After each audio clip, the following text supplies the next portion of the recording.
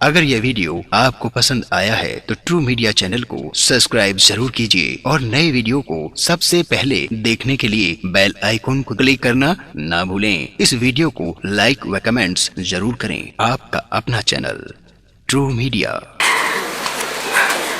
प्रारंभिक सत्र, किसी भी सत्र का प्रारंभ स्वागत से, मुस्कुराहटों से होता है और उसके पीछे कारण यही होता है कि जिस भी कार्य की शुरुआत मुस्कुराहटों के साथ की जाए वो कार्य सफल अवश्य होता है। और मुस्कुराहटों का ये दौर, प्रसन्नता का ये आलम उद्घाटन सत्र में ही देख लिया था हम सभी ने, इसीलिए हमारा कार्यक्रम इतना सुंदर चल रहा है आज। और इसी कार्यक्रम को आगे बढ़ाते हुए नई दुनिया, नया भारत, नई हिंदी के संबंध में अपने विचार प्रस्तुत करने के लिए मैं आमंत्रित करना चाहूंगी भारत सरकार के उद्योग एवं वाणिज्य मंत्री IAS माननीय श्री सोम प्रकाश जी को। आइए सर।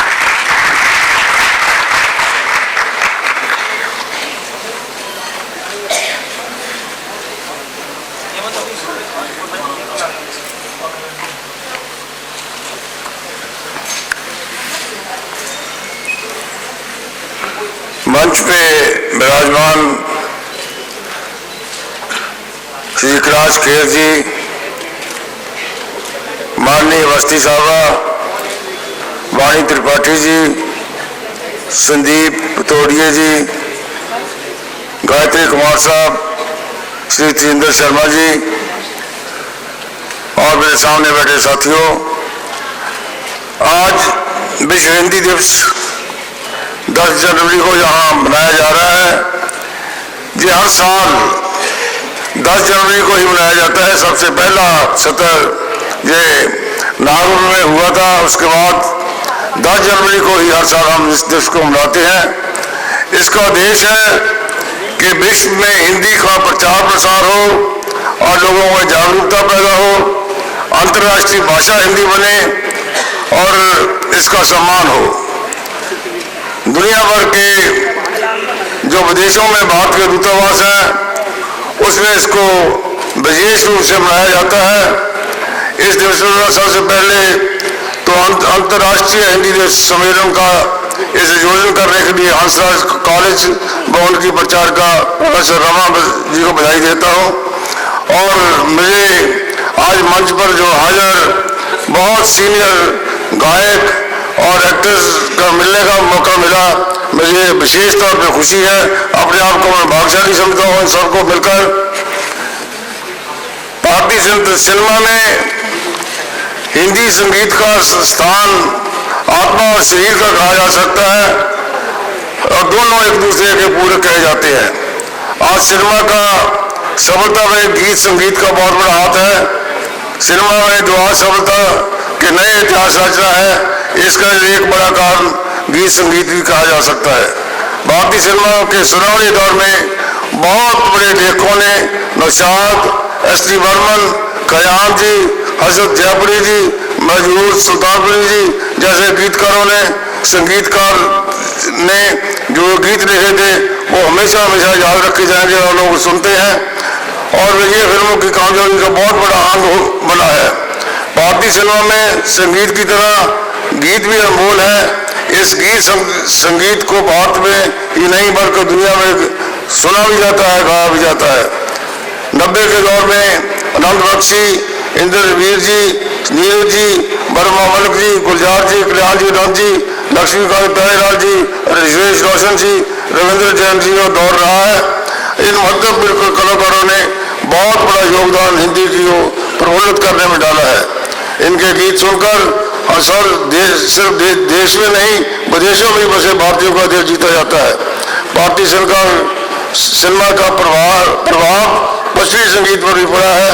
बहुत सारे गीत इसी धुनों पे गाए जाते हैं। हिंदी का विश्व के सबसे बड़े लोकतंत्र देश तो राष्ट्र की हिंदी भाषा है, जहाँ बहुत बड़े लेखकों ने इसमें बहुत बड़ा योगदान डाला है। उसी तरह हिंदी की गायिका लता जी, आशा जी, मोहम्मद रफी साहब, किशोर कुमार जी जैसे गायकों ने हिंदी को बहुत बड़ा स्थान दिया है, हिंदी को आज दुनिया भर में हिंदी के गाने गाए जाते हैं। दुनिया भर में जो लोग हिंदी भारतीय लोग बाहर हैं वो हिंदी के गाने सुनते हैं और दूसरे लोग भी उस धुन पर गीत गाते हैं। आओ हम सब रलकर हिंदी को अंतर्राष्ट्रीय भाषा बनाने के लिए काम करें और ये भाषा दुनिया भर में मानी जाए, प्रफुल्लित हो। पहली बार अटल बिहारी वाजपेयी ने जब हिंदी यूएनओ में पहली बार भाषण किया था हिंदी में, और उसके बाद सुषमा स्वराज जी ने हिंदी में भाषण करके एक नया ट्रेंड शुरू किया था। हिंदी भाषा दुनिया में प्रफुल्लित हो, दुनिया की भाषा बने, इसके लिए हम सभी को काम करना चाहिए।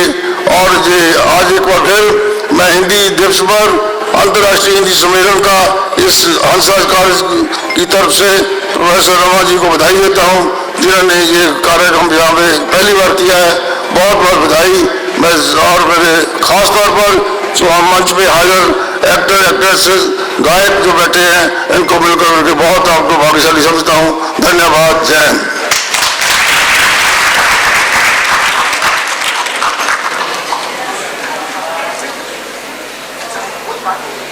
बहुत बहुत आभार आपका माननीय श्री सोम प्रकाश जी।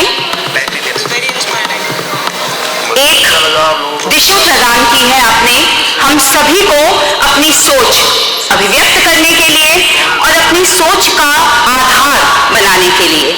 आभारी हैं हम सभी। और अब हम आरंभ करने जा रहे हैं अपना आज का सत्र, हिंदी संगीत, हिंदी फिल्में और गीत संगीत का वैश्विक परिदृश्य। जैसा मैंने आरंभ में ही कहा था कि हम अपने जीवनचर्या को हिंदी सिनेमा से अलग करके नहीं देख सकते। उसी तरह हिंदी सिनेमा का बहुत गहरा नाता है गीत और संगीत से, क्योंकि संगीत की दुनिया हमें अपने जीवन के उन सभी समस्याओं से, रूटीन से अलग ही हटकर ले जाती है और उस दुनिया में लेकर जाती है जहां हम कल्पना के साथ साथ आदर्शों की भी परिकल्पना करने लगते हैं।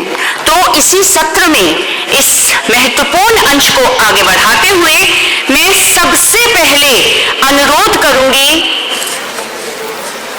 पद्मश्री मालिनी जी से कि आप ये बताएं, क्योंकि मेरा ये मानना है कि अगर आप एक एक करके अपना वक्तव्य देंगे तो शायद हमारा आज का उद्देश्य सफल नहीं हो पाएगा।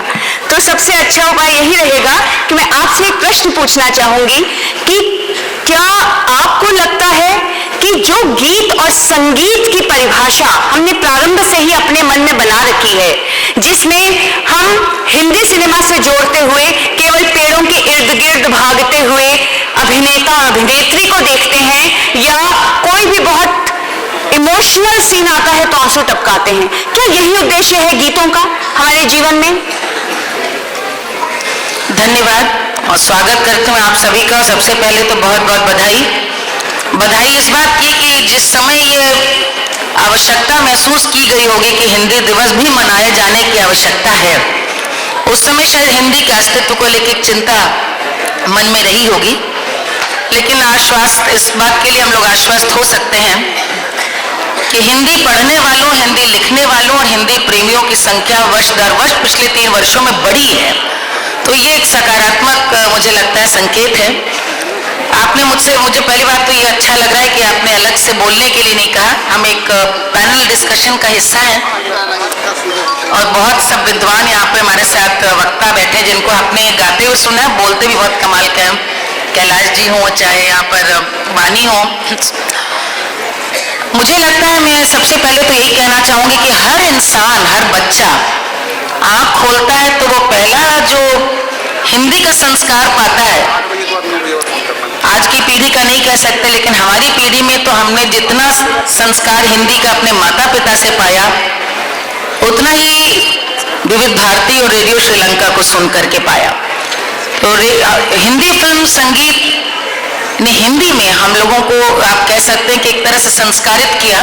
और मैं बिल्कुल नहीं मानती कि सिर्फ रोमानी गाने थे या निरर्थक गाने थे, बल्कि मैं ये कहूँगी कि हिंदी का एक बहुत ही, यदि एक गुलदस्ते के रूप में देखें तो बहुत सुंदर सशक्त कैनवस के रूप में दिखता है कि जहां पर प्रेरक गीतों की बात करें, यदि रोमानियत भी थी तो वहां पर इस प्रकार के जैसी फिल्म थी, जैसा मेकर था, जिस प्रकार के निर्देशक थे, उन्होंने वैसे वैसे गीतों को लिखवाया। नहीं तो प्रेम होने पर हमको ऐसे गाने नहीं मिलते कि मन रे तू काहे न धीर धरे। चित्रलेखा का ये गीत या और भी गाने, इतना बड़ा जीवन दर्शन, आज भी उस गाने को सुने, अरे ओ निर्मोही प्रेम न जाने किनका मोह करे। ये आज भी मुझे लगता है कि बहुत सारे ऐसे गाने जिनको आप सुने तो आपको लगता है कि टेक्स्ट बुक है, इस लिहाज से पोइट्री लिखेंगे। प्रेरक गानों की बात करें तो प्रदीप जी के गानों को आप देखें, आज भी प्रदीप जी के गाने जो हैं वो बच्चा बच्चा गाता है। प्रदीप जी के गाने शायद आप सभी को मालूम है। और साहिर साहब हो या फिर नीरज साहब हो, एक से कैफी साहब हो, जानिसार अख्तर जी हो, शायर हो कि कवि हो, फिल्मों में लोगों से काम लिया गया और करवाया गया। और ये मुझे लगता है मेकर्स की अपनी अपनी सोच थी। और हिंदी के प्रति प्रेम उस समय मुझे नहीं लगता खांचों में बांटता था कि बहुत क्लिष्ट हिंदी होगी, साहित्यिक हिंदी होगी। मैं ये कह सकती हूँ आपके सवाल के जवाब में कि मैंने हिंदी फिल्म के गाने जब पढ़े तो जितने मनोयोग से मैं इन्हीं लोगों ने ले लीना दुपट्टा मेरा, वो सुन के उस पर नाचते हुए जैसे मेरी शिक्षा हुई कि रंगरेज किसे कहते हैं, बजजवा किसे कहते हैं, और सिपहिया ने काहे छीन लिया दुपट्टा। इन बातों से जितनी उतना मालिक तेरे बंदे हम, इन्हें भी सुनते हुए कहीं ना कहीं पर वी शांताराम की फिल्मों को लेते हुए भी उनके गाने सुनते हुए बड़े हुए तो बहुत संस्कारित मन भी आया। वहीं मुगले आजम की गजलों ने एक अलग ठहराव दिया। तो हम लोग तो म्यूजिक जो संगीतकार हैं, गाते हैं हम लोग कहीं ना कहीं हर चीज में संगीत के तत्व को भी ढूंढते हैं साहित्य के पक्ष के अलावा। तो आप ये कह सकते हैं कि हिंदी सिनेमा कम से कम सन 70 के दशक तक के जितने गाने बने हैं वो एक बहुत सुंदर प्रतिनिधित्व करते हैं अच्छी हिंदी का। बाद के समय के लिए मैं ये नहीं कह सकती।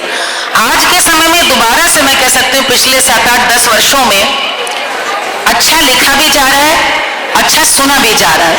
क्योंकि आजकल इतना इंस्टेंट संगीत आने लगा है कि धीरज नहीं, आजकल भी गुम हो जा रहे हैं। बहुत सारे अच्छे गाने आ रहे हैं, शब्द भी बहुत ठहरे हुए हैं, लेकिन कहीं ना कहीं जो पहले बात थी कि एक मुहावरा ले लिया, उस मुहावरे में अपनी बात समझा दी, या कहीं ना कहीं एक बहुत सादे शब्द में अपनी बात कह दी। तुकबंदी भी थी तो जैसे कि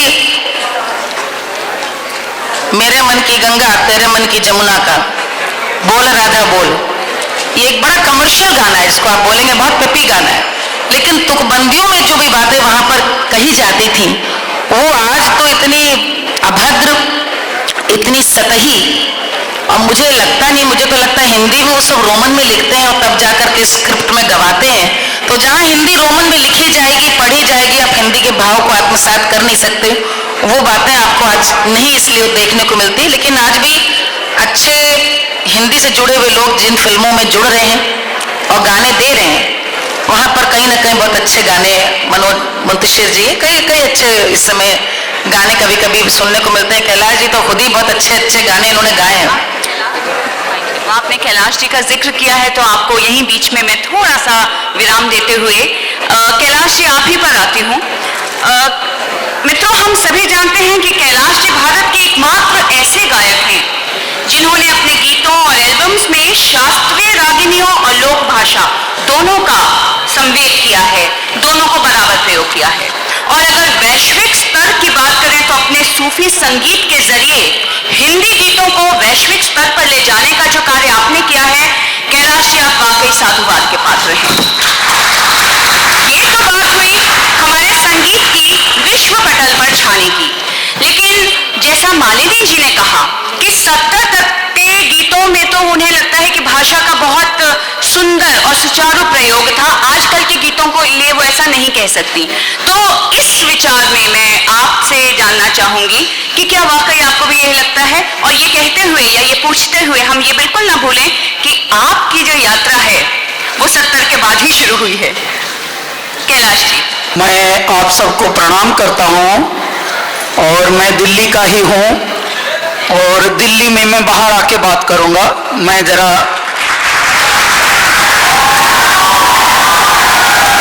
क्योंकि जब हम यहाँ बैठते हैं तो ऐसा लगता है जैसे बाबूजी बन गए हैं। हम बाबूजी टाइप के हैं नहीं और ना हमें बनना है बाबूजी। हम आप में से गए हैं, मेहनत करके गए हैं, पढ़ लिख के गए नहीं। मसी कागज छुओ नहीं, कलम गयो नहीं हाथ। हम पढ़े नहीं हैं, उस कुम्हार के गढ़े हैं, बस वहां गए और अब आपके समक्ष हैं। मैं धीरे धीरे जब से, वैसे तो मैं तो 70 के बाद ही जन्मा हूं, तो मुझे तो ये बात जो मालिनी जी ने बोली है कि उससे पहले कितना अच्छा लिखा जाता था, अब थोड़ा बदल रहा है स्वरूप, इस पर तो मैं ज्यादा टिप्पणी इसलिए नहीं कर पाऊंगा क्योंकि आप सब गुणी जन्म यहाँ बैठे हैं। लेकिन मैं अपनी जर्नी और अपनी यात्रा के बारे में बता दूं। शुरू में मुझे थोड़ा इस बात को लेकर कुछ लोग हतोत्साहित किया करते थे, तेरी आवाज अच्छी नहीं है, तेरा सिलेक्शन ऑफ सॉन्ग्स, जो इंतखाब है, जो गाने चुनते हैं हम गाने के लिए, हमसे पूछा जाता था जब हम म्यूजिक संगीत की यात्रा प्रारंभ कर रहे थे दिल्ली ही में, क्या गाते हो? शास्त्रीय गाते हो? नहीं जी। फिल्मी गाते हो? नहीं जी। गजल वगैरह गाते हो? नहीं जी। तो फिर भाई क्या गाते हो? तो मैं बोलता था यही तो नहीं पता मुझे कि मैं क्या गाता हूं। आपने जब हमें इतना प्रेम दिया और थोड़ा मकबूलियत स्वीकृति रही इस तरह की गायकी की, तो बाद में पता चला आप ही लोगों ने उसका एक नाम दिया सूफी। मैं सोचता था मैं गोफी हूं, लेकिन आप बोल रहे हैं उसे सूफी है। तो मैं इसलिए नमन करता हूं हमारे जनाधिक्य को, हमारे जन समुदाय को, हमारे भारत देश को, जिनमें इतने ज्ञानी, इतने प्यारे लोग बैठे हैं जो सुनकर ये तय कर लेते हैं कि ये जो गाता है वो निर्गुण है, अध्यात्म है उसमें। तो आप लोगों ने ये तय किया है और मैं आपको बताता हूं, मेरी ये कोई ट्रेनिंग नहीं है, प्रशिक्षण नहीं है। मैम जो आपने पूछा है कि वैश्विक स्तर पर कैसे चली गई गाड़ी, बस मैं जो था आपका था, आपका नूर बस सच में रहा। मैं मुझे भी बहुत मौके मिले जहां मुझे अंग्रेजी बनने की कोशिश में ऐसा मुझे ट्रेनिंग मिली, हल्की हल्की कॉम्प्लेक्सेस में मिले। ट्राई टू प्लीज, मैं नमस्ते करता रहा। मैं जैसा हूं मैं वैसा ही रहना चाहता हूं।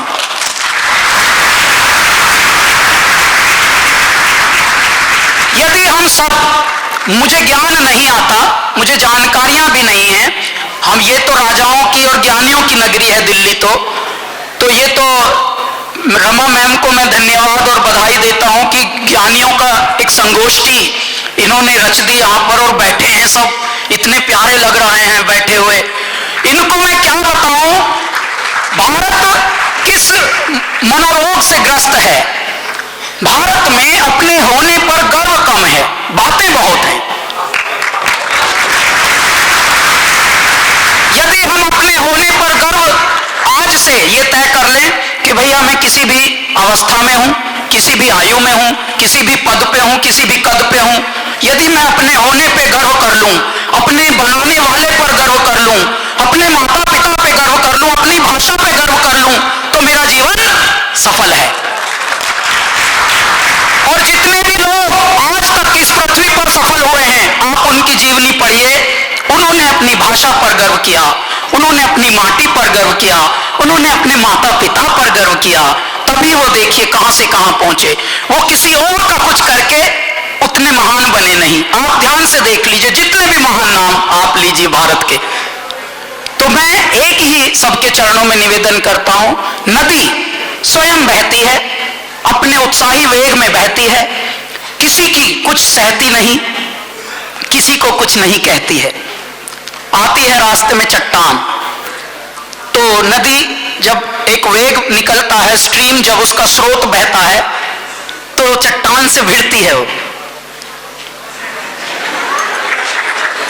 ऐसे मारती है ढकेले, चट्टान पे असर नहीं होता, तो थोड़ी देर बाद नदी अपना चट्टान से वापस मुड़ के ऐसे साइड में निकल लेती है। क्यों? क्योंकि उसका नैसर्गिक वेग है, उसे अपने वेग में रहना है। वो नहर बनने में नहीं लगी, वो नदी है।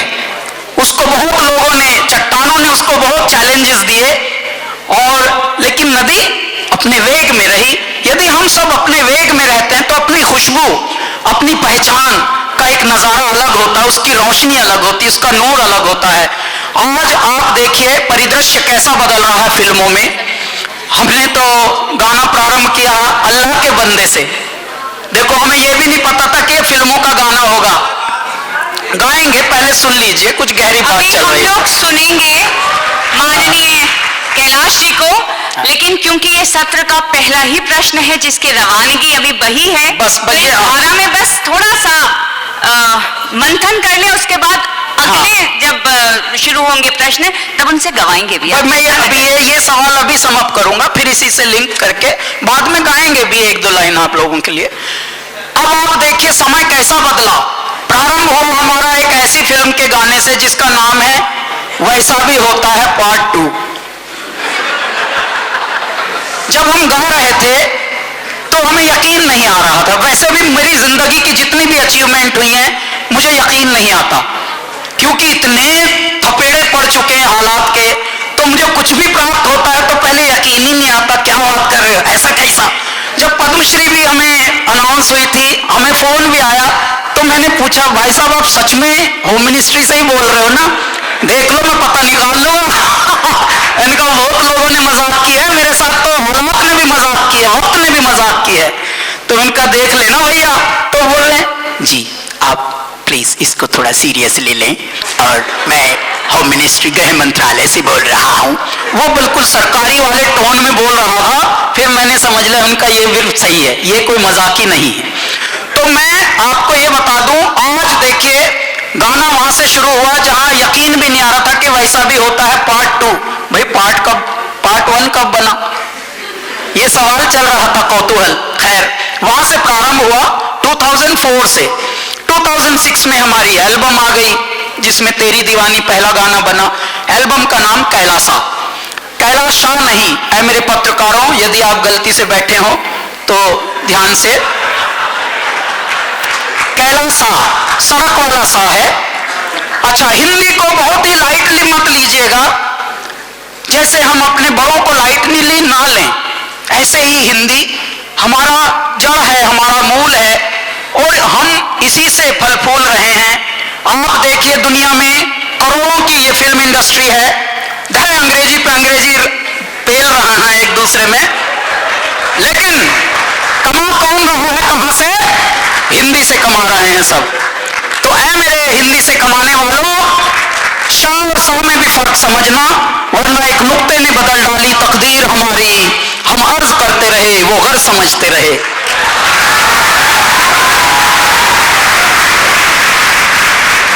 वहां से यात्रा शुरू हुई अल्लाह के बंदे से, और आज एक फिल्म में हमने गाना गाया बाहुबली। देखिए अभी 14-15 ही साल हुए हैं जिंदगी को। बाहुबली में संस्कृत के उहाँ छोड़ रहे हैं, संस्कृत के श्लोक गाए जा रहे हैं, वो भी श्रृंगार रस में, जिसे रोमांटिक कहते हैं अंग्रेजी में, रोमांस, रोमांटिक सॉन्ग्स, उनमें संस्कृत। ये है हिंदी का प्रभाव और हमारी मूल भाषा संस्कृत का प्रभाव। तो ऐ मेरे भाषा के विद्वानों, जानकारों, सुनकारों, प्लीज सिर्फ कहने से बात बनेगी नहीं, सिर्फ एक दिन हिंदी को समर्पित करके बात बनेगी नहीं। पल पल प्रति पल एक अपने पुलकित करके रोम रोम को यदि आप समर्पित हो जाएंगे कि नहीं भाई आज से मैं जीऊंगा अपने माता पिता के लिए, कहूंगा ही नहीं। हमारे देश में वृद्धाश्रम न बनाने दीजिए किसी को, हमारा घर ही आश्रम है। और यदि हम ऐसे अपनी भाषाओं का, अपने यदि परंपराओं का, अपने यदि खजाने का निर्वहन करेंगे, संवर्धन करेंगे, तो बस फिर देखिए आप, फिर ऐसा एक दिन सेलिब्रेट नहीं है, प्रतिपल एक उत्सव होगा। प्रणाम। बहुत सुंदर कहा आपने कैलाश जी, और उससे भी बड़ी बात जो आपने अभी बीच में उठाई कि हम भारत में जो एक हमारी समस्या है, अपने होने पर गर्व कम है लेकिन बातें बहुत ज्यादा हैं। ये बात वाकई मन को भी छू गई और सत्य है भी। अभी आपने अपने इस जब हम 70 दशक के बाद के गीतों की भाषा पर बात कर रहे थे तो आपने एक जगह अपने गीतों और अपने संगीत पर टिप्पणी करते हुए कहा कि आपने निर्गुणवाद को अपने संगीत में शामिल किया, आध्यात्मवाद को शामिल किया। हालांकि यह आपकी सरलता है जो आपके गीतों में भी परिलक्षित होती है कि आपने कहीं भी किसी भी भाव को हावी नहीं होने दिया, तभी गीत संगीत हृदय को छू पाया और वैश्विक स्तर पर पहुंच पाया। इसी संदर्भ में मेरा अब प्रश्न रहेगा तेजेंद्र शर्मा जी से, जो बहुत प्रख्यात लेखक हैं, कि जब हम वैश्विक परिदृश्य में भारतीय सिनेमा, विशेष रूप से हिंदी सिनेमा को देखते हैं तो क्या धरातल महसूस करते हैं हिंदी सिनेमा का? जी नमस्कार। दरअसल जब हम हिंदी सिनेमा के गीतों को वैश्विक स्तर पर सोचने की बात करते हैं तो जो पहला गीत दिमाग में आता है वो राज कपूर की फिल्म आवारा से है। उससे पहले भारतीय संगीत को, हिंदी गानों को विदेशों में कम सुना जाता था, कम पहुंच थी उनकी। वो एक पूरी टीम थी, शैलेंद्र, शंकर जयकिशन, राज कपूर और मुकेश। तो शैलेंद्र ने जब वो गीत लिखा तो शंकर जयकिशन ने उसकी धुन ऐसे बनाई कि वो धुन उन शब्दों का हिस्सा बन गई। आप अगर कहें गाना गाए आवारा हूं और फिर चुप, गर्दिश में हूं, गाना ही नहीं बनता। आपको जब तक आवारा हूं ट्यून, जब तक ये ट्यून नहीं आता तब तक वो गाना पूरा नहीं होता। तो ऐसी टीम बनी कि जिसने शब्दों और संगीत को पिरो दिया और ये पहला ऐसा गीत बना जिसने भारत की सीमाओं को लांघ के फिल्मी हिंदी संगीत को भारत के बाहर, खास तौर पे रूस का तो ये नेशनल एंथम के बाद दूसरा सबसे ज्यादा पॉपुलर गाना बना। 1950 और 70 के बीच की बात मालिनी ने की थी। दरअसल ये जो पीरियड है हिंदी सिनेमा और हिंदी सिनेमा के गीतों का सच में गोल्डन पीरियड है, क्योंकि इस पीरियड में साहिर लुधियानवी, शैलेंद्र, शकील बदायूनी, मजरू सुल्तानपुरी और इनके अलावा भरत व्यास बहुत अच्छे गीत लिख रहे थे। और उन गीतों में साहित्य था, उन गीतों को आप पढ़ सकते थे। एक प्योरली कमर्शियल फिल्म जिसका हीरो शम्मी कपूर है, उसमें शैलेंद्र ये हिम्मत करके लिखते थे कि चूल्हा है ठंडा पड़ा मगर पेट में आग है, गर्मा गर्म रोटियां कितना हंसी ख्वाब है। तो ये लिखने की हिम्मत एक कमर्शियल सिनेमा के लिए, शम्मी कपूर के गाने के लिए उस समय के गीतकारों में थी। और वो गीत लिखते थे जो सिचुएशन थी, और जब उनको सिचुएशन नहीं मिलती थी, अब आप सोचिए, एक सिचुएशन राज कपूर शैलेंद्र को देते हैं कि भाई एक नायिका नहा रही है, उसके कपड़े बाहर पड़े हैं और उन कपड़ों को प्रेमी उठा के पेड़ पे चढ़ गया है। तो कितनी सेंसुअस सिचुएशन है। उसमें अगर कोई छोटा गीतकार गीत लिखता तो ऐसा गीत होता जिसको सुनने के बाद हम फैमिली में शायद इकट्ठे बैठना पसंद नहीं करते। मगर जो एक बड़ा गीतकार है वो उस सिचुएशन में वो लिखता है जो उस सिचुएशन के लिए बना नहीं है, और वो सिचुएशन को उठा के एकदम पेडेस्टल पे बिठा देता है कि वो शरारती लड़का जो ऊपर पेड़ पे बैठा है और जो लड़की नहा रही है वो कृष्ण और राधा बन जाते हैं। और वो सवाल करता है कि मेरे मन की गंगा और तेरे मन की जमुना का बोल राधा बोल संगम होगा कि नहीं।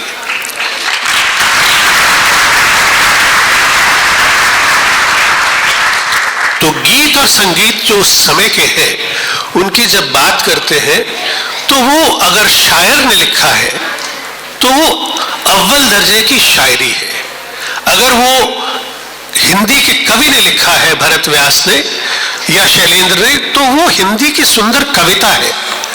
आप देखिए, शैलेंद्र तो इतने महान हैं कि वो अपने गीतों में गीतकार की परिभाषा बताते हैं, और वो गाने कितने पॉपुलर होते हैं, जिसमें वो कहते हैं कि काम नए नित गीत बनाना, गीत बना के जहां को सुनाना, और कोई ना मिले तो अकेले में गाना। तो गीतकार की इतनी सुंदर और सरल परिभाषा देते हैं वो, और फिर गीत की परिभाषा देते हैं कि है सबसे मधुर वो गीत जिन्हें हम दर्द के सुर में गाते हैं। जब हद से गुजर जाती है खुशी, आंसू भी निकलते आते हैं। तो देखिए, वो शैली कहते हैं कि our sweetest songs are those that tell of the saddest thought. वहां थॉट की बात है, क्योंकि अंग्रेज के जीवन में सुर की कमी है, थॉट की बाहुल्य है। हम लोग जो भारतीय हैं, हमारे यहाँ गीत संगीत और सुर हमारे जीवन का हिस्सा है। तो जब शैलेंद्र उसी चीज को कहते हैं तो वो सुर की बात करते हैं कि इन गीतों को हम किस सुर में गा रहे हैं। जब साहिब लुधियानवी को हम देखते हैं तो हम ये देखते हैं कि ये उस समय के लोग थे जिन्होंने नए ईडियम गढ़ दिए। जब अपनी प्रेमिका से प्रेम टूटा तो लिख दिया, चलो एक बार फिर से अजनबी बन जाए हम दोनों। ये इन लोगों ने ऐसा काम किया कि हम अपना फोक संगीत लगभग भूल गए, और शैलेंद्र साहिर और शकील के गीत ही हमारा फोक बन गए कि चल रही सजनी अब क्या सोचे, कजरा न बह जाए रोते रोते, ये हर शादी में बजने लगा। छोड़ बाबुल का घर तो एपी के नगर आज जाना पड़ा, ये सब हमारे फोक का हिस्सा बन गया।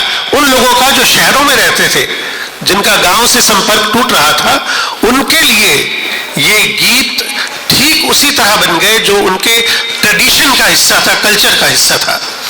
गीत और संगीत की एक छोटी सी बात राज कपूर से किसी ने पूछी थी कि राज साहब बताइए, अब राज साहब तो 85 में चले ही गए थे, तो ये 85 की बातचीत बता रहा हूं। उससे पूछा कि पुराने गानों में और 85 के गानों में आपको क्या फर्क लगता है। उन्होंने कहा, भाई जब पहले गाने होते थे तो सिर हिलता था, आजकल पैर हिलते हैं, तो गीतों की यात्रा सर से पांव तक हो गई। तो ठीक उसी तरह आज जो हम गीत देखते हैं वो मेलोडी से न जुड़े होके वो बीट से जुड़े हुए हैं। और एक मजेदार बात यह है कि जहां राज कपूर के जमाने में शब्दों और मेलोडी के लिए गीत, मेरा जूता है जापानी है पतलून इंग्लिस्तानी, ये जब इंटरनेशनल लेवल पे पॉपुलर हुए तो उनमें मेलोडी और शब्द थे। और आज जब ब्रिटेन के साउथ बैंक में लंदन के लड़के लड़कियां नाचते हैं, घूमते हैं, गाते हैं, तो वो भारतीय गानों की बीट पे कर रहे होते हैं। तो आज की बीट, जिसे हम लोग कहते हैं कि गानों का स्तर नीचे जा रहा है, इंटरनेशनल लेवल पे हमारे गीतों को एक्सेप्टेंस मिल रही है, क्योंकि हमारे अपने प्रवासियों के बच्चे और अंग्रेज बच्चे सब मिलके उन गानों पे झूमते हैं, नाचते हैं और एक दूसरे को अपनी भावनाएं प्रेषित करते हैं। यहां तक कि अब तो हमने देखा था कि एक अमेरिकन लड़के ने एक हिंदुस्तानी लड़की सिमरन से शादी की, तो उसे इम्प्रेस करने के लिए उस दिन शाम को बैठ के पियानो पे मेरी तू ही है वो गीत वो पियानो पे बजा रहा था और गा रहा था। हमारे गीतों का इंटरनेशनल लेवल ये हो गया है कि फिनलैंड की जो एयर फिल्म है, उन्होंने अपने पैसेंजर्स को अट्रैक्ट करने के लिए जो हमारे लेटेस्ट गाने हैं ओम शांति ओम वाले, वो गाने बाकायदा बजते हैं और एयर हॉस्टेसेस और पर्सर्स सब आके वो गाने गाते हैं उनके सामने। तो ये हमारा जो हिंदी सिनेमा का गीत संगीत है वो पहले भी वैश्विक हुआ था 1951 में जब राज कपूर ने आवारा बनाई थी, वो आज भी वैश्विक है इस तरह से कि आज हमारी बीट्स पे वहां के बच्चे बाकायदा नाच रहे हैं। बहुत ही सुंदर बात की है तेजेंद्र जी आपने कि भारतीय सिनेमा और साथ ही हमारा गीत संगीत पहले भी प्रचलित था, आज भी प्रचलित है और आगे भी रहेगा। इसकी पूरी जिम्मेदारी, इसका सारा दारोमदार जो है वो उन सभी गीतकारों पर और संगीतकारों पर है जो भारतीय सिनेमा को निरंतर पुष्पित और पल्लवित कर रहे हैं। और एक बात जो अक्सर लोग सवाल उठाते हैं कि गीतों के जो आजकल गीत बन रहे हैं, मालिनी ने भी शुरू में यही बात कही थी कि आजकल जो गीत बन रहे हैं उनके बोलों पर, उनकी भाषा पर कई बार प्रश्न चिन्ह लग जाते हैं, बड़ा सवाल खड़ा हो जाता है। और ऐसा भी कहा जाने लगा है कि संगीत चाहे बहुत दिलचस्प होता जा रहा है, मनभावन होता जा रहा है, लेकिन गीतों के बोल कुछ तो आपको मालूम ही होगा, आजकल मिक्स्ड लैंग्वेज, कभी उसमें पंजाबी के शब्द, अंग्रेजी के शब्द अधिक पॉपुलर करने के लिए गीतों को डाले जाने लगे हैं। तो इसका क्या प्रभाव है या इसका क्या कहा जा सकता है कि ये मिक्सिंग की परंपरा कितनी उचित है और कितनी सार्थक है? गायत्री जी, आपके पास आऊंगी मैं ये बात जानने के लिए।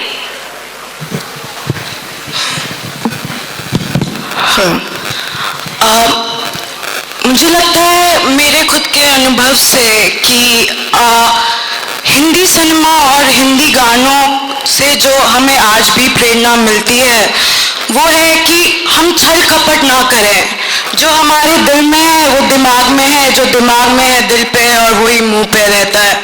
ये नहीं कि कुछ दिखावा रहता है। तो जैसे मैंने कैम्ब्रिज में अभी 2 साल पढ़ाई करी, वहाँ पर मैंने देखा कि कभी कभार जो इंसान बोलता है उसके दिल में कुछ और होता है, तो दिखावा ज़्यादा है वहाँ पर, और हम भारतीयों में जो हम चाहते हैं दिल से वही आगे करते हैं। तो ये सारी चीज़ें आज भी हम सीख पाते हैं सिर्फ हिंदी सिनेमा और हिंदी के गानों से। तो मुझे लगता है कि अंग्रेजी का कुछ शब्द कोई बुरी बात नहीं है, पर उसका कुछ अर्थ हो और अर्थ के साथ कुछ भाव हो तो आज भी हम उसके साथ जुड़े रह सकते हैं। क्योंकि एक बार कुछ ऐसा हुआ कि हम लोग बैठे थे ग्रुप में, और वहाँ के एक अंग्रेजी छात्र ने मुझसे बोला ऐसे ही मजाक में कि अंग्रेज़ों ने तो बहुत साल तुम पर राज किया और तुमको बहुत चलाया भी। और मेरा सिर्फ यही उत्तर था कि मैं हूँ उस देश की जहाँ गंगा बहती है, जहाँ गंगा बहती है। तो कहने का बस यही मतलब है कि भाव और अर्थ जहाँ तक जुड़े रहें गानों में और सिनेमा में, तो वो हमें बाकियों से अलग बनाएंगे, हमें भारतीय बनाएंगे और हमको खुद बनाएंगे, जैसे कैलाश खेर सर ने बोला। और मुझे लगता है कि छल कपट से ज़्यादा माफ़ कर देना, और जब इंसान का ही साथ नहीं देता है कुछ परिस्थितियों में, और भाईचारा जब नहीं रहता है, तो ए मालिक तेरे बंदे हम और भगवान पे हम साथ देते हैं। तो ये सारी चीज़ें आज भी मेरे जनरेशन के लोग अभी तक जुड़े हुए रहते हैं, जब भारत में नहीं रहते और भारत के बाहर रहते हैं। तो मुझे लगता है कि यही सबसे ज़्यादा ज़रूरी है कि हम अपने संस्कार, अपनी वैल्यूज़ को आगे गानों में देखें, और ना कि सिर्फ प्रेम और रोमांस को देखें कि सिर्फ वही चल रहा है। एक कहानी में अर्थ होता है तो उसको देखने का भी बहुत मन करता है हमारा भी, और वहाँ के लोगों का भी, और उनसे उनको जोड़ के रखता है।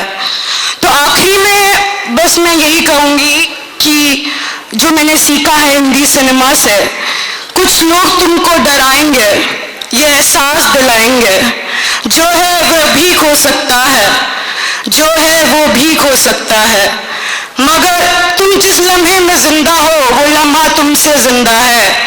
जिस लम्हा में तुम जिंदा हो वो लम्हा तुमसे जिंदा है। अपनी करनी कर गुजरो, जो होगा फिर देखा जाएगा।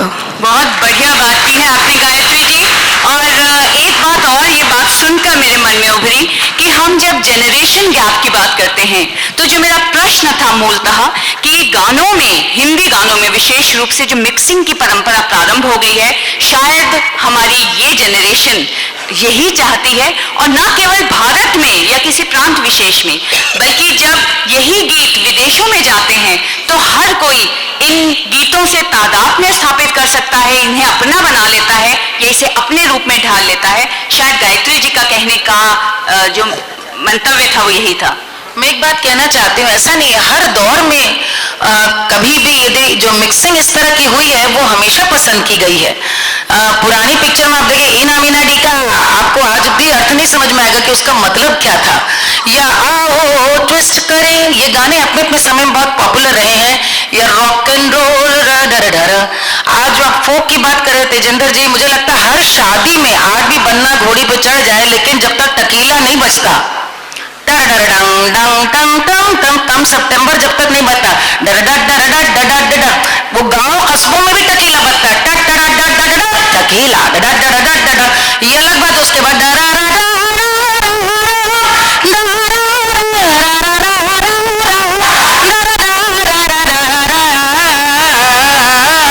यानी फिर बेसिक हम फोक पे आ जाते हैं। ये जो घालमेल है, मुझे याद है बहुत छोटी थी, दांत फिल्म देखने गई थी, मैंने यार मनाना नहीं चाहे लोग बोलियां बोले। फोक या किसी भी भाषा से जो आदान प्रदान है, ये बहुत पुराना चलन रहा है, और बॉलीवुड ने इसमें मास्टरी कर रखी है, वो हम और आप पा भी नहीं पाएंगे उनको। लेकिन वो जब करते थे, पुराने लोग इतना सोच समझ के करते थे कि ऐसे शब्द भी यदि परिधि में आ जाएं जिनका अर्थ भले न मालूम हो, इसमें उर्दू के भी ऐसे शब्द शामिल हैं जिनका भले अर्थ न मालूम हो, लेकिन लोगों को गाने के मायने, क्योंकि इतने सेंसिटिवली डायरेक्टेड भी होते थे, यदि कोई बफूनरी का गाना है तो बफूनरी के साथ ही पिक्चराइज भी होगा। तो मैं बस यही आपकी बात में जोड़ना चाह रही थी कि ऐसा नहीं है कि इंटरमिक्सिंग आज शुरू हुई है, हमेशा से, चाहे वो एस डी बर्मन जी ने भी किया, उनके पहले सी रामचंद्र जी ने किया, आर डी बर्मन साहब ने किया, भक्ति दा ने तो उसको और आगे बढ़ा दिया, और आज उन्हीं के गाने रिमिक्स कर करके लोग बल्कि आज अपनी दुकान चला रहे हैं। मालिनी जी, एक बात तो पक्की है कि जैसे कोई भी शादी चाहे गांव में हो, देहात में हो या शहरों में हो, टकीला के बिना खत्म नहीं होती, उसी तरह से नागिन डांस के बिना भी नहीं होती। तो ये तो बात रही कि किस तरह से हम गीत संगीत को, विशेष रूप से जिसके लिए हम धन्यवाद अदा करते हैं भारतीय सिनेमा का, उससे हम पॉपुलैरिटी की ओर यानी लोकप्रियता की ओर लेकर जा रहे हैं। इसी से जुड़ा हुआ मेरा एक और प्रश्न है, और वो ये है कि हिंदी सिनेमा के संगीत के पैरेलल कई सारी संगीत की धाराएं बहती हुई हमें दिखाई देती हैं, जिसमें गजलें भी हैं, लोकगीत भी हैं, सूफी संगीत भी हैं, और हम बहुत भाग्यशाली हैं कि हमारे साथ मंच पर सूफी संगीत और लोक संगीत के जो चितेरे हैं वो हमारे साथ बैठे हुए हैं, और इस सेशन के अंत में वायदा है कि आप लोगों को सुनेंगे अवश्य। लेकिन अब मैं एक प्रश्न पूछना चाहती हूँ वाणी जी आपसे कि इन सब का अपना महत्व होने के बावजूद क्या हम ये सोच सकते हैं कि हिंदी गीतों और संगीत की जगह ये जो समानांतर संगीत धाराएं हैं ये ले सकती हैं? मुझे लगता है कि इस पूरी चर्चा को थोड़ा सिर्फ संगीत तक अगर हम सीमित कर देंगे तो हम हिंदी भाषा और सिनेमा की वाकई में जो उसका संबंध है उसको बहुत ही सीमित परिधि से देखेंगे। कारण ये है, मुझे याद आ रहा है कि 2 साल पहले माननीय श्रीमती सुषमा स्वराज जी मुझे और प्रसून जोशी को अंतर्राष्ट्रीय हिंदी कॉन्फ्रेंस में मॉरिशस लेकर गई थी, और मुझे ये भी याद है कि उसी साल ये चर्चा बिल्कुल सार्वजनिक हुई थी कि ऐसा क्या है कि हिंदी के प्रचार प्रसार में जब हम वैश्विक स्तर पर हिंदी के प्रचार प्रसार की बात करते हैं तो हम भारतीय सिनेमा को कमतरी की दृष्टि से देखते हैं। मैं थोड़ा उलट यहाँ बात करना चाहती हूँ। तो सबसे पहले तो मुझे लगता है कि अगर वाकई विश्व के अलग अलग कोनों में हिंदी भाषा जानी जाती है, सुनी जाती है, प्रैक्टिस की जाती है, तो उसका सिर्फ और सिर्फ श्रेय सिनेमा को जाता है, और सिनेमा का साधुवाद होना चाहिए, सिनेमा बनाने वालों का स्वागत होना चाहिए हिंदी के प्रचार प्रसार के लिए। बिल्कुल सही कहा। वैश्विक स्तर में चाहे हम 40 के दशक की बात करें, 50 के दशक की बात करें, 70 के दशक की बात करें, या अब समकालीन सिनेमा की बात करें, कम से कम मेरी जो फ्रेटर्निटी है, बिरादरी है, कलाकारों की जो बिरादरी है, हमारी औकात वैश्विक स्तर पे इसलिए है क्योंकि हम हिंदी भाषी हैं और हम उस सिनेमा में अभिनय करते हैं जानते हैं। तो सबसे पहले तो हमें कोताही नहीं होनी चाहिए ये बात को कहने के लिए कि बिल्कुल जो कैलाश ने बात कही, बिल्कुल जो मालिनी जी कह रही हैं, भारतीय संस्कृति, भारतीय साहित्य, भारतीय सिनेमा, भारतीय संगीत अगर पूरी तरह से कहीं समाहित होता है तो उस भाषा परिवार का नाम है हिंदी, हिंदी के भाषा परिवार से। लेकिन एक बात जो मैं अक्सर कहती हूं, पिछले दिनों भूटान में एक बड़े साहित्योत्सव में संदीप जी मेरे बिल्कुल बराबर में बैठे हैं, इन्होंने एक वहां किया था सेशन जिसमें भी इसी पर बात हुई थी कि भूटान जैसे देश में जो हिंदी भाषी देश नहीं है, हमारे इस भौगोलिक क्षेत्र का भाग है, इस पूरे क्षेत्र में हिंदी सिनेमा इतना लोकप्रिय क्यों है? हिंदी सिनेमा इसलिए लोकप्रिय है क्योंकि हिंदी भाषा को समझना, उससे जुड़े संगीत को समझना, कैलाश खेर आपके सामने बैठे हैं, मालिनी दीदी बैठी हैं, बहुत ही सुंदर संगीत दोनों उनको उसका प्रतिनिधित्व करते रहे हैं। हम इन लोगों से परिचित हैं क्योंकि हमारा सिनेमा इनके साथ जुड़कर एक नया परिचय देता है हिंदी भाषा को। तो सिनेमा का भी उतना ही योगदान है इस भाषा परिवार के प्रति जितना कि इस भाषा परिवार का योगदान है सिनेमा की पूरी परिभाषा को आगे बढ़ाने के लिए। लेकिन थोड़ा सा हमें खुलकर देखना चाहिए हिंदी के प्रचार प्रसार को। जो बंगाल में रहता है उसका हिंदी बोलने का अपना एक तरीका होगा, तो हम अगर बांग्ला फिल्म में हिंदी सुन रहे हैं तो उसका जुज, उसका पुट अलग होगा। जो उड़ीसा में या दक्षिण भारत में हिंदी बोल रहा है उसका अपना मजा है, वो नहीं बोलेगा हमारी आपकी तरह। यही हमारे देश की डाइवर्सिटी, यही हमारी सर्वांगीणता का प्रतीक है और इसका भी साधुवाद होना चाहिए। एक और बात उस पूरे समारोह में जो उठी, कितना हमें पवित्रतावादी होना चाहिए भाषा को लेकर। मुझे लगता है आज सोशल मीडिया का जमाना है, इतने सारे, कितने लोग ट्विटर और फेसबुक पे हैं, जरा हाथ उठाइए। वाह वाह वाह वाह। तो 90% लोग ट्विटर और फेसबुक पे हैं। सिर्फ युवा ही नहीं, मतलब युवाओं से मेरा मतलब 40 और 50 साल की उम्र के लोगों से भी है। हम सभी युवा हैं, जो सब यहाँ बैठे हैं वो मन से युवा होंगे, उम्र से भी युवा होंगे और अपने कर्म से भी युवा होंगे। लेकिन मेरे कहने का मतलब ये है कि जो हमारा दौर है, जो हमारा आज का समय है, उस समय के साथ जिस जिस तरीके से भाषा बदली है वही हमारे सिनेमा में भी प्रतिबिंबित होती है। आज जब हम फिल्म में आयला गैला अपन टपने कब्जे में भर के ढुक्या, ये जब सुनते हैं तो झटका लगता है। लेकिन याद रखिए, देश के ऐसे बहुत सारे अंचल हैं जहां हिंदी भाषा उसी तरह से बोली जाती है जिस तरह का वो प्रदेश है, जिस तरह की प्रासंगिकता है भाषा की। तो अगर हम इसे संकुचित होकर देखने लगेंगे तो हम कहीं ना कहीं सार्वजनिक जीवन में जो लोकप्रिय है, जिसे आप और हम सब पसंद करते हैं, उससे हम कहीं ना कहीं हो सकता है पीछे मुड़ जाएं या एक कदम पीछे ले लें। जिस तरह का हमारा जनतंत्र है, जिस तरह की हमारी सर्वांगीणता है हमारी भाषा परिवारों की, मुझे लगता है हमारा सिनेमा उसे प्रतिबिंबित करता है। बिल्कुल हमारा संगीत बहुत आगे बढ़ गया है, बहुत पीछे भी गया होगा लिरिक्स या गीतों के हिसाब से। लगता होगा कि बहुत उच्छृंखल भाषा का प्रयोग हो रहा है, लेकिन मित्रों ये बहुत पुराना विवाद है। कला का दर्पण है समाज, कि समाज का दर्पण है कला। मुझे लगता है हम सब एक दूसरे के दर्पण हैं। जिस बोर्ड में मैं बैठती हूँ, लोग अक्सर आइटम नंबर्स पर बहुत ज्यादा बात करते हैं और आप शायद उसी के लिए इंगित करने की कोशिश कर रही थी जब आप गीतों में भद्दी भाषा की बात कर रही थी। एक ही निवेदन आप सबसे करके जाती हूँ, अंग्रेजी में भी बोलूंगी, हिंदी में भी। Stop watching garbage, they will stop producing garbage. देखना बंद करिए, मुन्नी बदनाम नहीं होगी, शीला की जवानी डिस्कस नहीं होगी। कूड़ा देखना बंद करिए।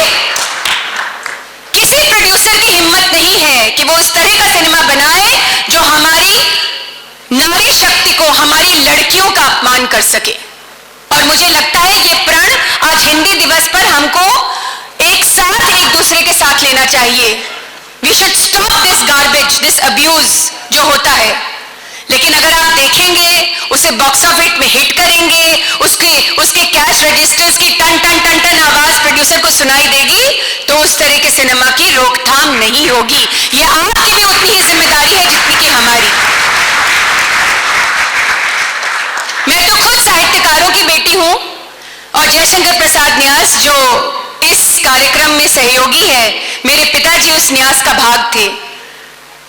जाते जाते एक ही बात कहूंगी, मैं अभी भी जयशंकर प्रसाद जी को बहुत याद करती हूँ, कामायनी को बहुत याद करती हूँ। मैं चाहती हूँ कि हमारे सिनेमा में उस तरह की भाषा, उस तरह की हिंदी का प्रयोग हो, इसलिए 4 लाइनें आखिरी में आपसे जरूर बांटूंगी। और ये 4 लाइनें मुझे लगता है हमारे देश का, हमारी संस्कृति का, हमारे समाज का और हमारे राष्ट्रवाद का जुज है, उसका अर्थ है।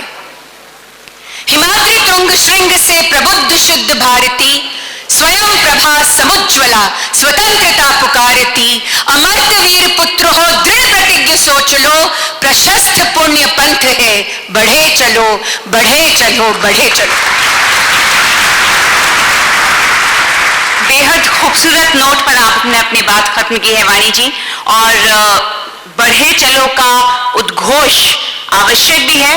हर क्षेत्र में कोई ऐसा क्षेत्र हमारे जीवन का नहीं है जहां हम बढ़े चलो का नारा ना दें, क्योंकि जीवन प्रगति की धारा में बहकर ही आगे बढ़ सकता है। जहां रुक गया, जहां थम गया, वहां समाप्त हो गया। और हम फिर से पुनः अपने विषय पे लौटते हैं और हम बात कर रहे थे हिंदी सिनेमा की। हिंदी सिनेमा में भावों का, भावनाओं का, समसामयिक विषयों का, जैसे वाणी जी ने अभी बात उठाई है, और साथ ही साहित्य के मानदंडों का समन्वय होना चाहिए, तभी सिनेमा सार्थक हो सकता है। इस विषय पर या इस बात पर संदीप जी आपकी क्या टिप्पणी है? नमस्कार, आयोजकों को धन्यवाद। हिंदी सिनेमा का जो वैश्विक परिदृश्य विषय है और जो साहित्य की आपने बात कही, हिंदी सिनेमा प्रारंभ से ही, जो हिंदी सिनेमा की जो प्रथम फिल्म जिसे मानते हैं राजा हरिश्चंद्र, वो भी एक साहित्य था, उसके ऊपर वो फिल्म बनी थी।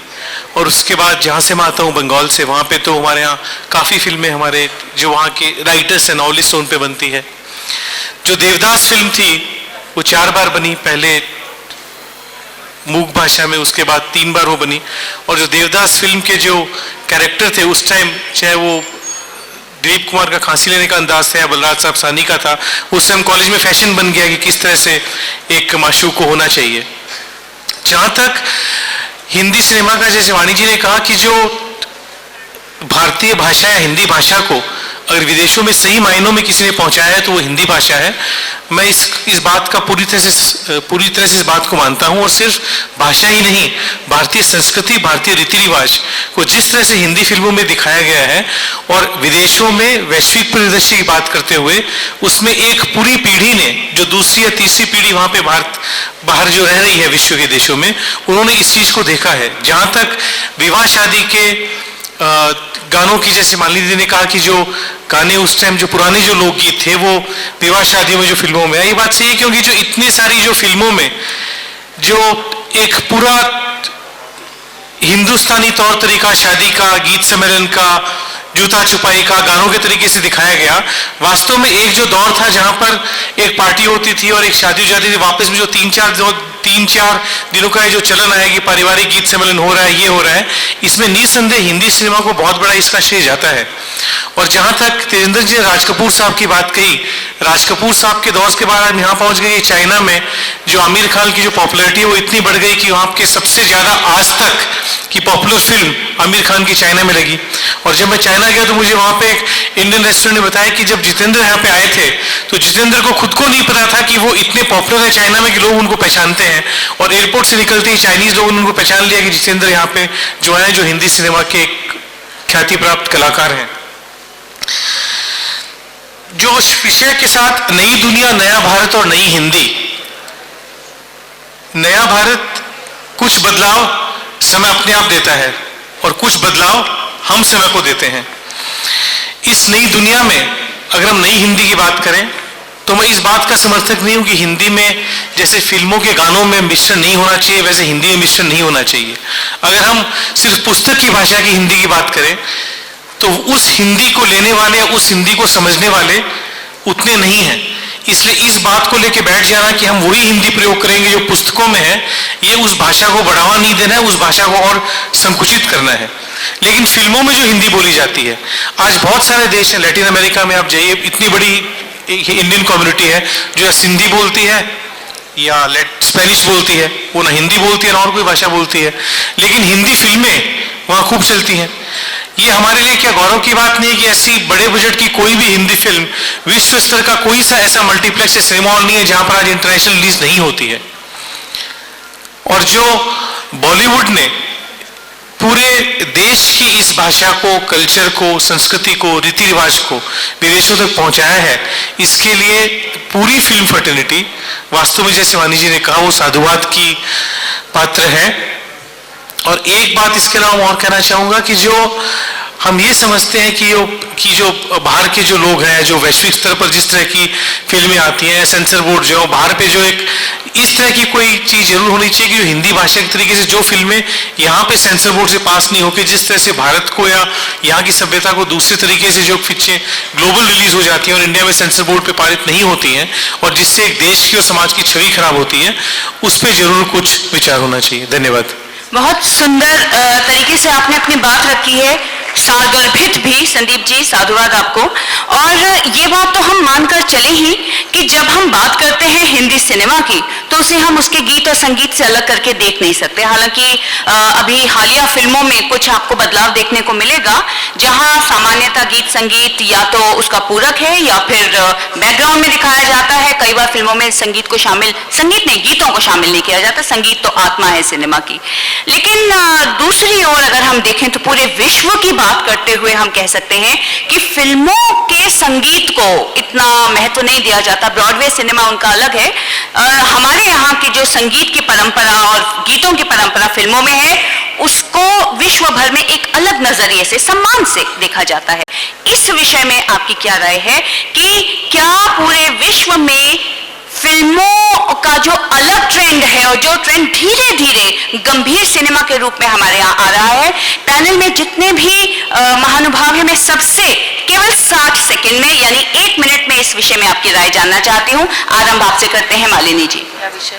विषय ये है कि पूरे विश्व में संगीत और गीतों को वो महत्व नहीं दिया जाता जो हमारे भारत में हिंदी सिनेमा में या अन्य सिनेमा में दिया जाता है। तो संगीत और गीतों की परंपरा को जारी रखते हुए हिंदी सिनेमा का जो स्वरूप है, 1 मिनट में टिप्पणी। 1 मिनट में तो सबसे पहले सवाल ही नहीं था आपका, तो हम जवाब कहाँ से देंगे। कैलाश जी ने एक सबसे अच्छी बात आज कही है कि हम पहली बात तो अपने होने पे गौरव रखें। जहां बात यहाँ आ गई तो हम दूसरे देशों से अपनी तुलना ही क्यों करें। आज हिंदी पे चर्चा है, हिंदी दिवस है, तो भारत के संदर्भ में बात करती हूँ। सबसे बड़ी बात यह है, हम जब हिंदी की बात करते हैं और उसको मातृभाषा बोलते हैं तो माँ बोलते हैं इसलिए क्योंकि माँ बहुत कुछ सिखाती है। माँ संस्कार सिखाती है, माँ शिक्षा देती है, तीज त्योहार बताती है, मानवीय मूल्य बताती है। ये हमें हिंदी सिनेमा के गानों ने बताया। मैं आज आपसे पूछती हूं, आखिरी बार किसी भी हिंदी सिनेमा के फिल्म में आई कोई प्रार्थना कब आपने सुनी, याद हो तो बताइए। प्रार्थना ए मालिक तो याद है, हमको मन की शक्ति देना, या अंकुश फिल्म की कौन सा था? नहीं, कौन, क्या बोल रही है? इतनी शक्ति हमें देना दाता। मेरे ख्याल में इसके बाद प्रार्थना नहीं देखी, नहीं सुनी, जो हमारे जीवन का दैनिक अंग था। वो पालाने भजन है, बिल्कुल एकल है। प्रार्थना जो सामूहिक हो, भजन भी बिल्कुल वहीं पर है कि भजन भी अंतिम बार कब देखा। मेरे ख्याल में उस फिल्म को भी आए कितना साल हो गए, लगान 15-20 साल। मैं यूं कह रही हूं, तीज त्योहार, आज होली के नाम पर गाना आता, लेट्स प्ले होली। अरे होली है, गाना है, लेकिन ये गाना चला नहीं। चलता आज भी कौन सा है, होली खेले रघुबीरा। या प्रीतम जैसा कोई हो जो भाई बहुत सुंदर से घालमेल करता हो।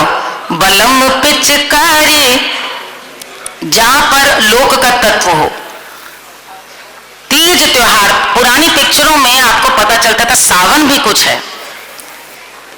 बेटियां गुहार लगाती मायके जाने की, अब की बरस भेज भैया को बाबुल आदि जो संदेशवा भेजा रे। ये फिल्म से आपको पता चला, ये फिल्म से आपको पता चला। कारी खटा छाए मोरा जिया तरसाए, रिम छिम बरसे हो मस्त घटाए आए, पिया घर आजा जा पिया घर। सावन का महीना, सबसे बड़े तो कक्षा वहीं लगी थी, शोर नहीं शोर, क्योंकि नायिका कहती, नायक को बता दिया अपभ्रंश है, तो यहाँ पर शोर नहीं, जेरा में लागे। तो वो आपने सबने देखा है तीज त्योहार। यदि होली, होली के दिन दिल, जितने भी गाने हैं आप फिल्मों में यदि आपने देखे तो तीज त्योहार हमारी ऋतुएं। बाकी तो छोड़ी राखी, भैया मेरे राखी का बंधन हो निभाना। मैं इसलिए आज ये बात कह रही हूँ कि मातृभाषा जब कहते तो माँ सब सिखाती है, तो हिंदी के यदि सिनेमा में गाने थे तो उनकी सार्थकता इस तरह थी कि उन्होंने सब कुछ सिखाया, मानवीय मूल्य सिखाए। आपको आज भी ये बातें नसीहत की तरह लगती है। अपने ऊपर यदि आप कुछ आजमाना चाहते तो आप कहते हैं सब कुछ सीखा हमने, न सीखी होशियारी। जब आप अपने आप को बड़ा दिखाना चाहते हैं कि आपके साथ बड़ा जुल्म हुआ, सच है दुनिया वालों या धोखा खा गए, मैं जिंदगी का साथ निभाता।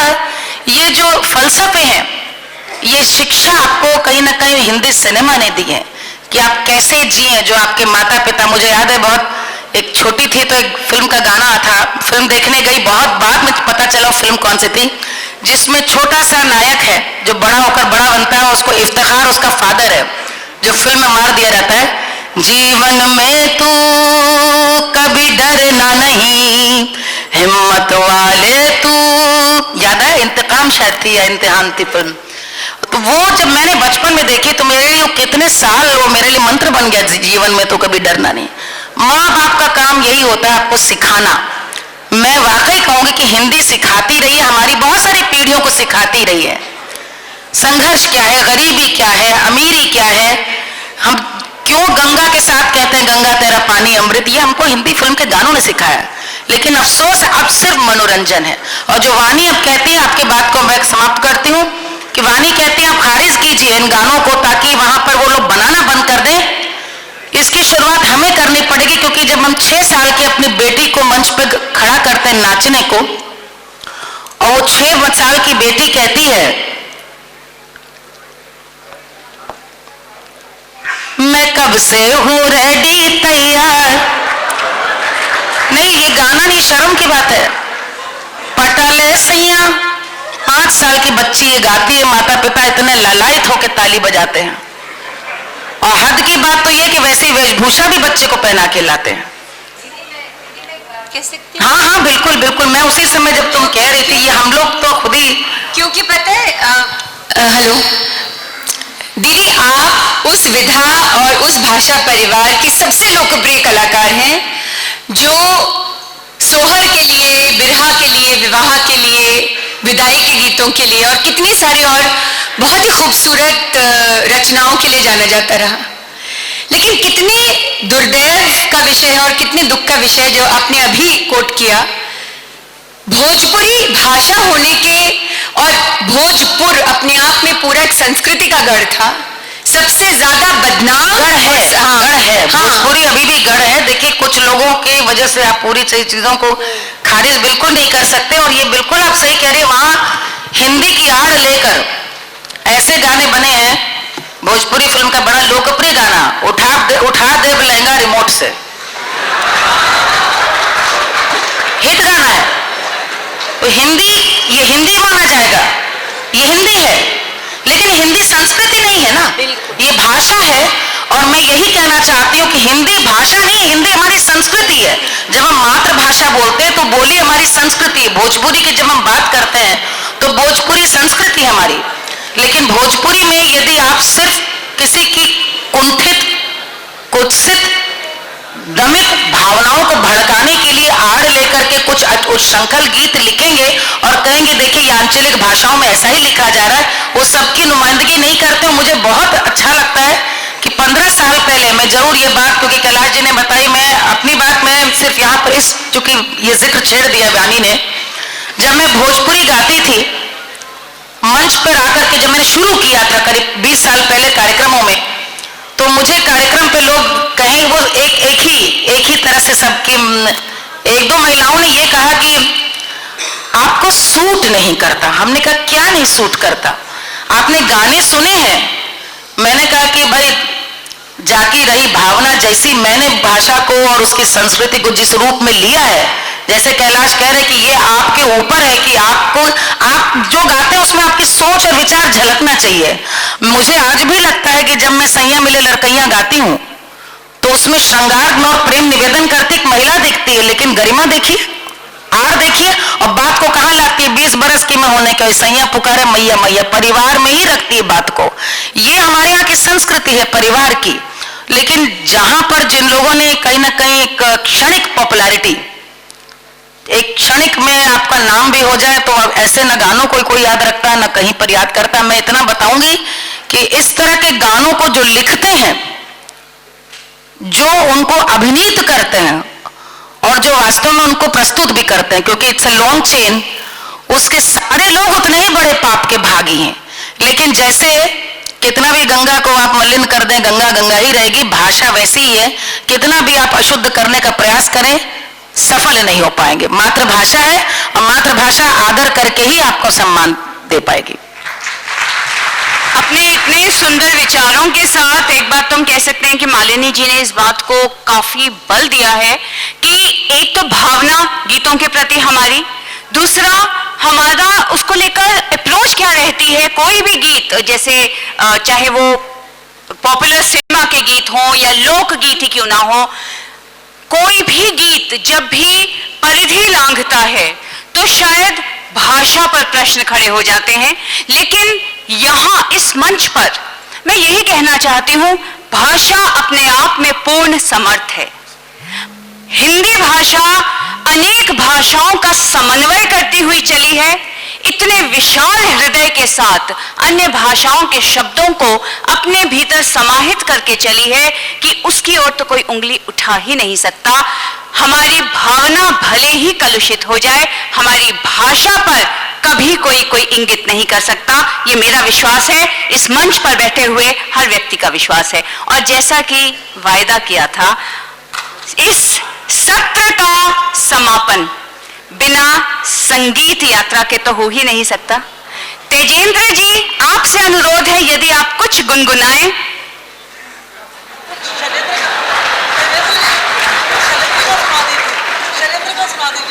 क्योंकि तेजेंद्र जी की जो पुकार निकलेगी वो दिल्ली से ही नहीं बल्कि सीधे लंदन से आएगी, तो आपसे अनुरोध कुछ अवश्य सुनाएं। मुझे तो उठा दिया उन्होंने। मैं आपको अपनी लिखी हुई एक गजल सुना देता हूं, थोड़ी सी तालियों के साथ स्वागत कीजिए इस गजल का।